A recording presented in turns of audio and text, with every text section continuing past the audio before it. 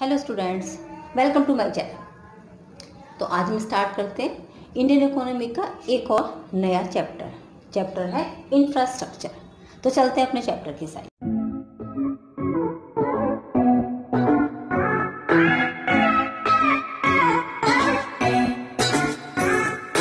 Infrastructure means, देखो infrastructure क्या होता है, किसी भी माने कोई भी चीज़ जो होती है उसकी इंटरनल फैसिलिटी, उसके अंदर का। जैसे आपका घर है और आपका घर का आउट नहीं, आपने बाहर से कैसा बनाया नहीं, आपके घर का इंटरनल पोर्शन जो आपको रहने में सपोर्ट करता है। जैसे अब आपके लिविंग रूम में रखा हुआ सोफा आपको कंफर्ट देता है ना, तो वो आपके इंफ्रास्ट्रक्चर में आ जाता है। इसका मतलब इंफ्रास्ट्रक्चर क्या होता है, इंफ्रास्ट्रक्चर होता है सपोर्ट सिस्टम किसके लिए, आपके एफिशिएंट वर्किंग के लिए। जैसे किचन में काम करने में हम बहुत सारे ऐसे इलेक्ट्रिक अप्लायंसेस को यूज़ करते हैं। जैसे मिक्सर ग्राइंडर का एग्जांपल ले लेते हैं, क्यों, एफिशिएंट वर्किंग के लिए ना, जल्दी जल्दी काम हो जाता है, कंफर्टेबल रहता है। तो ये जो सारी चीज़ें होती हैं ये हम ये क्या होती है, ये होता है हमारा इंफ्रास्ट्रक्चर। हम यहाँ पर इंफ्रास्ट्रक्चर की बात करेंगे जो हमारे इकोनॉमी के अंदर है, ठीक है। एक छोटी सी डेफिनेशन जैसे लिखी हुई है, बेसिक सपोर्टिंग सिस्टम या basic supporting structure which is build to provide different kinds of services in an economy. जैसे ट्रांसपोर्ट हो गई, कम्युनिकेशन, बैंकिंग, पावर, एजुकेशन, बहुत सारी हैं। ये कैसी हैं, ये हमारा सपोर्टिंग सिस्टम है ना, जो हमको एफिशिएंट वर्किंग में हेल्प करता है। समझ लो ये एक हेल्पिंग हैंड भी हम इसको कह सकते हैं। ये सारी चीज़ें हमारी इकोनॉमी को स्मूथली चलाने में उसकी हेल्प करती हैं, ठीक है। दो काइंड में इसको डिवाइड कर लिया है। जैसे एक तो होता है इकोनॉमिक इंफ्रास्ट्रक्चर और एक होता है सोशल इंफ्रास्ट्रक्चर। इकोनॉमिक वो जो डायरेक्टली सपोर्ट करता है ना। जैसे अगर इलेक्ट्रिसिटी है, डायरेक्टली हमको सपोर्ट कर रही है, उससे हमारा फैन चल रहा है, एसी चल रहा है, हमारी एफिशिएंसी बढ़ रही है, गर्मी में काम कर रहे हैं। और अगर एसी चला हुआ है तो उसमें काम करने की अपने आप से जो कैपेसिटी होती है वो बढ़ जाती है, इसलिए इंफ्रास्ट्रक्चर को यूज़ किया जाता है, राइट। जैसे ट्रांसपोर्ट इकोनॉमिक रिसोर्स है, ये इकोनॉमिक रिसोर्स है। क्या चीज़, ये इकोनॉमिक, क्योंकि ये डायरेक्टली सपोर्ट करते हैं, इसलिए इसको क्या कहा गया, इकोनॉमिक रिसोर्स। फिजिकल कैपिटल को बढ़ाता है ये हमारी, और इकोनॉमिक ग्रोथ को एनहेंस करता है।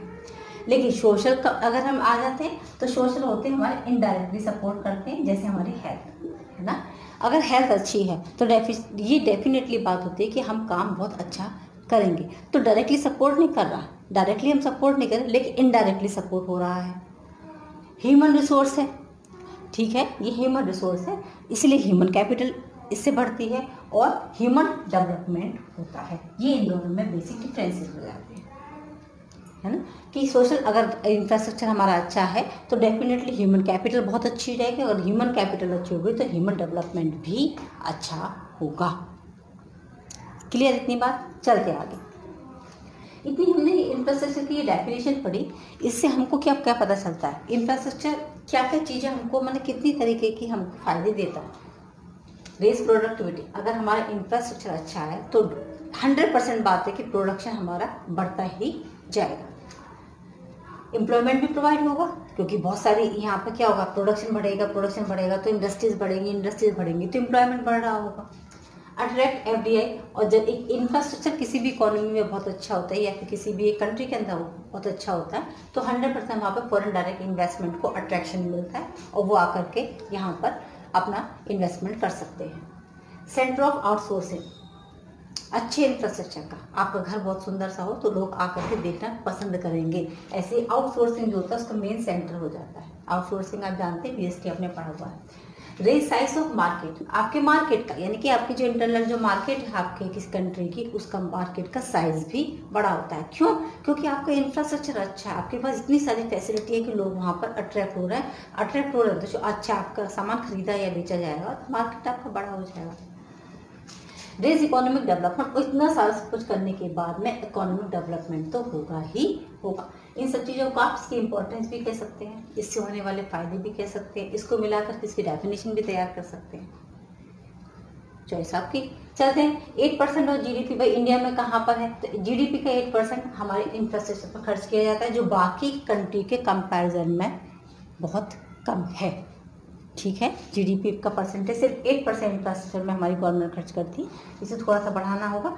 रूरल इंफ्रास्ट्रक्चर की बात अगर हम करते हैं तो जैसे रूरल हाउसिंग हो गया, इरिगेशन पोटेंशियल होना चाहिए, ड्रिंकिंग वाटर की फैसिलिटी बहुत अच्छी होनी चाहिए क्योंकि वहाँ पे पानी खराब आता है।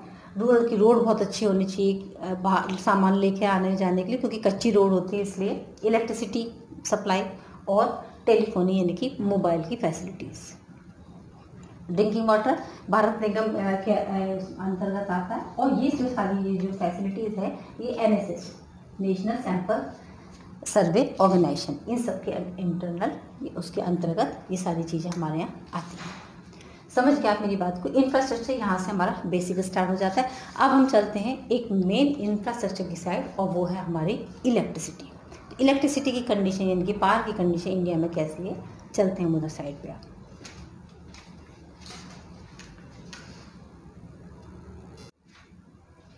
चलिए स्टार्ट करते हैं। एनर्जीज डेवलपमेंट अगर प्रोसेस है, डेवलपमेंट चाहिए, तो एनर्जी वहाँ पर बहुत अपना इम्पोर्टेंट रोल प्ले करता है, क्योंकि एनर्जी की ज़रूरत इंडस्ट्रीज़ में हो, चाहे एग्रीकल्चर हो या ट्रांसपोर्टेशन हो, इन सब में ही एनर्जी की ज़रूरत होती है। बिना उसके कुछ भी नहीं है। ठीक है, जैसे कुकिंग है, लाइटिंग है, हीटिंग है। ठीक, अब एनर्जी को कुछ पार्ट्स में डिवाइड कर लेते हैं। एक तो होती है कॉमर्शियल एनर्जी और एक होती है non commercial energy. Non commercial source जहाँ से हमें एनर्जी मिल जाती है। कॉमर्शियल एनर्जी यानी कि कोल है, पेट्रोलियम है, इलेक्ट्रिसिटी है। माने ये वो कॉमर्शियल नाम क्यों दिया गया, क्योंकि इनको लेने के लिए हमें पैसे देने पड़ते हैं, इसलिए कॉमर्शियल नाम दे रखा है। समझ गए, है ना। इनको लेने के लिए या इनको खरीदने के लिए या इनको सेल करने के लिए हमको पैसे का लेन देन होता है, कॉमर्शियल हो जाती है। ये प्रोडक्शन प्रोसेस में हमारे बहुत काम आती हैं, प्राइस रिलेटेड होते हैं और जनरली एग्जॉस्टेबल होते हैं। लेकिन नॉन कॉमर्शियल बिल्कुल इसके अपोजिट हो जाएगा। इसका मतलब इसमें हमें इसका मतलब ये हमको फ्री में मिलेगा। ठीक है, फ्री में हमें क्या मिलेगा, जैसे वेजिटेबल वेस्ट, काउ डंग, फायरवुड्स, सब फ्री में मिल रहा है। ठीक है, तो फिर इसका मतलब ये प्रोडक्शन, इसका मतलब ये बहुत ज़्यादा नहीं होगा, तो ये प्रोडक्शन प्रोसेस के लिए काम नहीं आएंगे। ये किस में काम आते हैं, ये डोमेस्टिक यूज़ के लिए काम आते हैं। ये बिल्कुल हमें फ्री में मिलते हैं, लेकिन ये रिन्यूएबल भी होते हैं। इनको हमको रिन्यू कर सकते हैं, जैसे काउ डंग हमने बताया ना, फायरवुड्स है, इसको हम रिन्यू कर सकते हैं। ठीक है, इसलिए इसको क्या कहते हैं, non commercial sources of energy कहा जाता है। ये कॉमर्शियल सोर्सेज ऑफ एनर्जी होते हैं। क्लियर, आगे चलते हैं। और भी कुछ क्लासिफाई किया गया है। एक होते हैं कन्वेंशनल सोर्सेज ऑफ एनर्जी, एक होते हैं non conventional sources of energy. ठीक है, कन्वेंशनल में कॉमर्शियल और नॉन कॉमर्शियल दोनों आ जाते हैं, both commercial and non commercial uses, जैसे ऑयल एंड गैस, कोल और इलेक्ट्रिसिटी। ऑयल में क्रूड ऑयल आपका पेट्रोलियम, ठीक है, वो आ जाता है। गैस में एलपीजी, कोल तो आपको पता ही है, और इलेक्ट्रिसिटी में जैसे थर्मल इलेक्ट्रिसिटी, हाइड्रो इलेक्ट्रिसिटी और एटॉमिक पावर, तीनों आ जाते हैं। ठीक है, और नॉन कन्वेंशनल में ये आ जाता है टाइडल एनर्जी, सोलर एनर्जी और विंड एनर्जी, तीनों आती हैं इसके अंदर।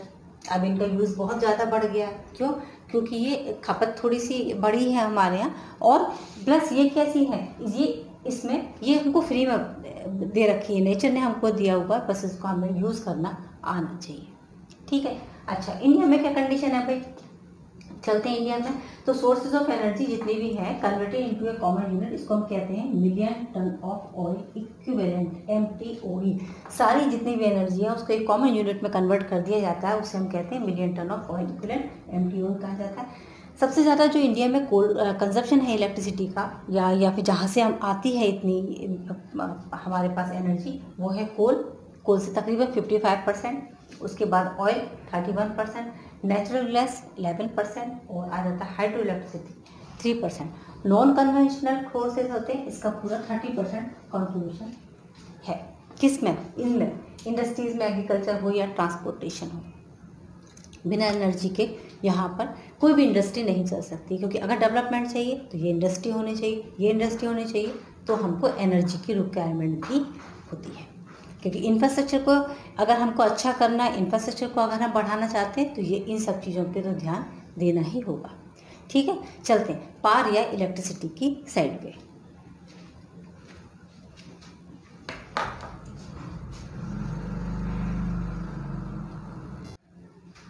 देन इंफ्रास्ट्रक्चर में बात करते हैं आगे पावर या इलेक्ट्रिसिटी की। इलेक्ट्रिसिटी ये अगर प्रोड्यूस होती है तो किससे होती है? इससे पहले हमने पढ़ाया था आपको एनर्जी से। इसका मतलब ही ये क्या हो गया, ये सेकेंडरी फॉर्म हो गई एनर्जी की। ठीक है, एनर्जी से इलेक्ट्रिसिटी। सोर्सेज क्या है? जैसे वाटर से हाइड्रो इलेक्ट्रिसिटी बन जाती है, ऑयल गैस कोल से थर्मल इलेक्ट्रिसिटी, और रेडियो एक्टिव से एटॉमिक इलेक्ट्रिसिटी।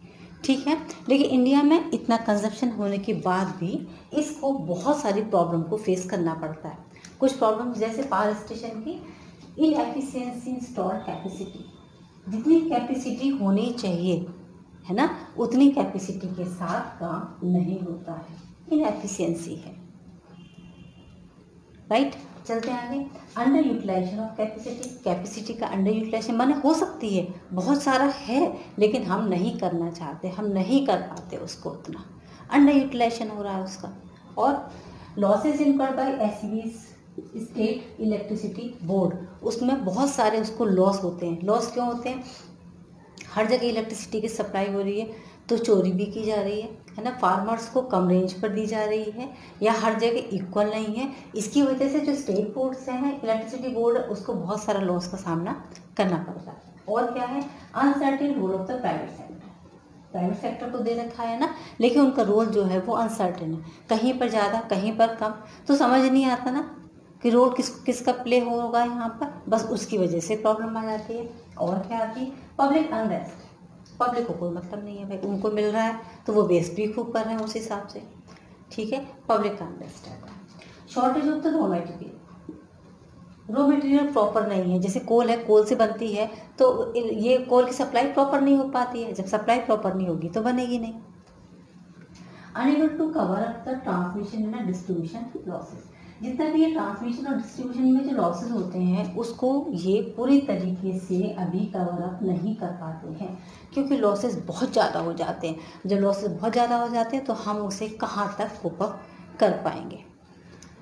ऑपरेशनल इनएफिशिएंसी जिससे बनाई जाती है वो पूरी तरीके से सही नहीं है, इनएफिशिएंट है, नहीं हो पाता उतना, जितना लोड है, जितनी पॉपुलेशन है, जितनी इलेक्ट्रिसिटी चाहिए, रिक्वायरमेंट है, उतना नहीं बन पाता। इनकम्प्लीट इलेक्ट्रिफिकेशन है, और नीड टू कंजर्व एनर्जी को कंजर्व करने की ज़रूरत है, संभाल के रखने की ज़रूरत है, इसकी देखभाल की ज़रूरत है, वेस्ट करना है, लेकिन क्या किया जाता है, इसको वेस्ट कर दिया जाता है। ठीक है, अननेसेसरी जल रही है, क्योंकि हमने तो क्या किया, हमने बिजली मीटर बंद कर रखा है, मीटर बंद कर रखा तो हमें तो कोई टेंशन ही नहीं है, चल रहा है आराम से। तो क्या है, इसकी ज़रूरत है कि हम उसको कंजर्व करें एनर्जी को। एनर्जी कंजर्व नहीं होती तो इलेक्ट्रिसिटी कैसे बनेगी? राइट, कुछ थोड़े से इसके मेजरमेंट सोल्यूशंस हैं भाई, सबके लिए सेम होते हैं। इम्प्रूव प्लांट लोड फैक्टर को इम्प्रूव किया जाए, जैसे ये जो प्रॉब्लम थी इनएफिशिएंसी इंस्टॉल्ड कैपेसिटी और अंडर यूटिलाइजेशन ऑफ कैपेसिटी, भाई ये है ना, हम इनएफिशिएंट है, सफिशिएंट नहीं है, तो यहाँ प्लांट लोड जो है उसे इम्प्रूव करें, ज़्यादा बनाए वो, है ना, ज़्यादा करें। Reduce transmission and distribution losses, जो यहाँ पर लॉसेस हो रहे थे हमारे ट्रांसमिशन और डिस्ट्रीब्यूशन के, उसे किसी भी तरीके से कम करने की कोशिश करें। लॉसेस कम से कम, है ना, लॉसेस कम से कम होंगे तो ये अपने आप से ग्रो करेगा। Encouraging private sector participation, private sectors को एनकरेज करें कि वो आए और इसे संभालें, क्योंकि जो चीज़ अपनी हो जाती है हम उसको ज़्यादा देखभाल के साथ रखते हैं, है ना। पहले पब्लिक में था, अभी से प्राइवेट किया गया, लेकिन और प्राइवेट वालों को और एनकरेज करें इसको कंजर्व करने के लिए। Use of CFL to conserve electricity, सबको पता है CFL का यूज़ करें, उसमें इलेक्ट्रिसिटी की जो खपत होती है, कंजप्शन होता है, वो कम होता है। Use of the hydel and wind energy, hydel और विंड एनर्जी को ज़्यादा यूज़ करें, क्योंकि हाइडल और विंड एनर्जी हमको नेचुरल रिसोर्सेज है, नेचुरल रिसोर्सेज एनर्जी से इलेक्ट्रिसिटी तैयार करें तो ज़्यादा बेटर रहेगा। बायोगैस जनरेशन प्रोग्राम्स, लोगों को बताएं इसके बारे में, लोगों को अवेयर कराएं इसके बारे में, ठीक है। और एटॉमिक एनर्जी, हालांकि अभी हम इससे बहुत दूर हैं, लेकिन एटॉमिक एनर्जी का यूज़ भी हम यहाँ पर कर सकते हैं इस प्रॉब्लम से दूर होने के लिए। ठीक है, ये क्लियर हो गया होगा। चलते हैं अब हेल्थ इंफ्रास्ट्रक्चर की साइड।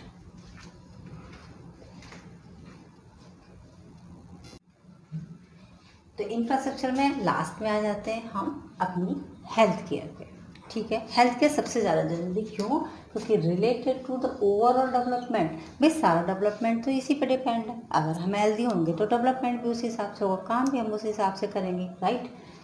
क्योंकि हेल्दी मैन पावर हमको चाहिए। ठीक है, अब चलते हैं हेल्थ इंफ्रास्ट्रक्चर के साइड पे, जो इंडिया का कैसा है। मैंने हॉस्पिटल्स इंफ्रास्ट्रक्चर में क्या क्या आ जाता है? हॉस्पिटल्स, डॉक्टर्स हैं, नर्सेज हैं, इक्विपमेंट्स हैं। क्यों? ये एक्सेसिबल टू पीपल होने चाहिए, माने लोगों की पहुंच तक होने चाहिए। ऐसी जगह ना हो जहाँ पर लोग यहाँ पर पहुंच ही ना सकें। ठीक है, हेल्थ स्टेटस ये इंडिकेट करता है कि भाई किसी भी कंट्री का हेल्थ केयर सिस्टम कैसा है। इंडिकेटर्स होते हैं, ये क्या इंडिकेटर्स हैं? Infant mortality rate. Infant mortality rate यानी कि छोटे बच्चों की मृत्यु दर कितनी है। अगर ज़्यादा है इसका मतलब उस कंट्री का हेल्थ केयर सिस्टम अच्छा नहीं है, कम है इसका मतलब अच्छा है। ऐसे ही मैटरनल मोर्टेलिटी रेट, मैटरनल जो माँ बच्चे को जन्म देती है उसके बाद वो मृत्यु दर कितनी हो रही है। या फिर आ जाता है मॉर्बिडिटी। मॉर्बिडिटी मतलब वाटर सप्लाई, सैनिटेशन, ये इस टाइप की फैसिलिटीज़ कैसी हैं, है ना? क्योंकि ये ऐसी फैसिलिटीज़ हैं, सब वाटर सप्लाई और सैनिटेशन, इससे किसी भी ऐसी ग्लोबल डिसीज़ यहाँ पर आ सकती है। जैसे इस टाइम पर कोविड-19, तो हम सैनिटेशन का बहुत ध्यान रखा जाता है ना? इसीलिए हमेशा बार बार कहा जाता है कि हैंड वॉश करना है, हमको सैनिटाइजर यूज़ करना है। क्यों? क्योंकि इस टाइप की डिसीजेज ऐसे ही स्प्रेड हो जाती हैं। लाइफ एक्सपेक्टेंसी कितनी है, लोग तकरीबन कितना जिंदा रहते हैं, और न्यूट्रिशनल लेवल कैसा है। फिर आ जाती है एक और बात, न्यूट्रिशनल लेवल कितना है। ठीक है, अगर अच्छा है इसका मतलब हेल्थ केयर सिस्टम बहुत अच्छा है, डाउन है इसका मतलब वो भी कम है। Communicable and non communicable disease, एक और चीज़ आती है। कोविड और है क्या? कम्युनिकेबल डिसीज तो है, एक दूसरे से ट्रांसफर हो रहा नहीं हो रहा है, और कितना तेजी से हो रहा है कि कितना भी सिस्टम वर्ल्ड वाइड फैला, तो क्या वर्ल्ड में कहीं पर भी हेल्थ केयर सिस्टम इतना अच्छा नहीं था? हर जगह था। लेकिन कुछ डिसीजेस इस टाइप की होती हैं कि हमारे सारे सिस्टम को समझ लीजिए उसकी धज्जियाँ उड़ा के रख देती हैं, और वही हुआ। सिस्टम बहुत अच्छा है, इंडिया में भी अच्छा, दिनों दिन बहुत अच्छा होता जा रहा है, और वर्ल्ड वाइड भी बहुत अच्छा था, ऐसा नहीं था। लेकिन इस टाइप की डिसीजेस को कंट्रोल करते करते टाइम लग जाता है, और ये सिस्टम हमारा सारा डिस्टर्ब हो गया। धीरे धीरे सब सेट हो जाएगा, और वो टाइम भी आ जाएगा जब ये डिसीज़ यहाँ से पूरी तरीके से हट जाएगी। अपनी इंडिया में जैसे 3 टाइप हेल्थ सिस्टम है। अगर अपनी इंडिया की बात करते हैं तो एक तो प्राइमरी, देन सेकेंडरी, और देन टेरिशरी कह सकते हैं इसको। प्राइमरी में आपका हेल्थ केयर सिस्टम जो आप रूरल एरिया से रिलेटेड होते हैं वो आता है। सेकेंडरी में हॉस्पिटल्स और डॉक्टर्स आ जाते हैं, और टेरिशरी में वो चीज़ें आती हैं जो जैसे एम्स है, जहाँ से मेडिकल फैसिलिटीज़ जो वास्ट लेवल की होती है वो आती है, राइट?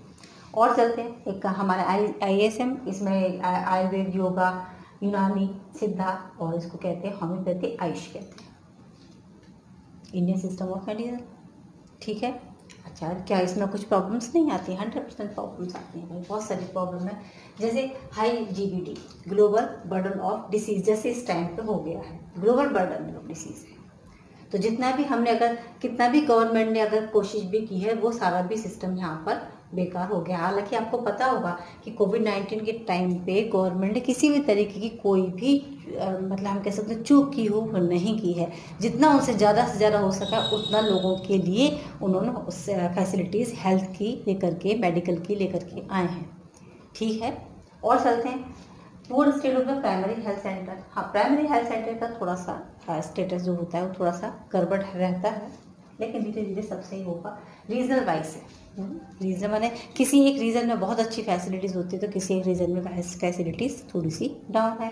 ऐसे जैसे इनकम वाइज कहीं पर बहुत ज़्यादा पुअर लोग हैं तो फैसिलिटीज़ बहुत ख़राब हैं, कहीं पर बहुत रिच लोग हैं फैसिलिटीज़ अच्छी हैं। जेंडर वाइज वो समझ में आ रहा है कि यहाँ पर वुमेन की कंडीशन वुमेन के कंपैरिजन में थोड़ी सी ज़्यादा डाउन रहती है।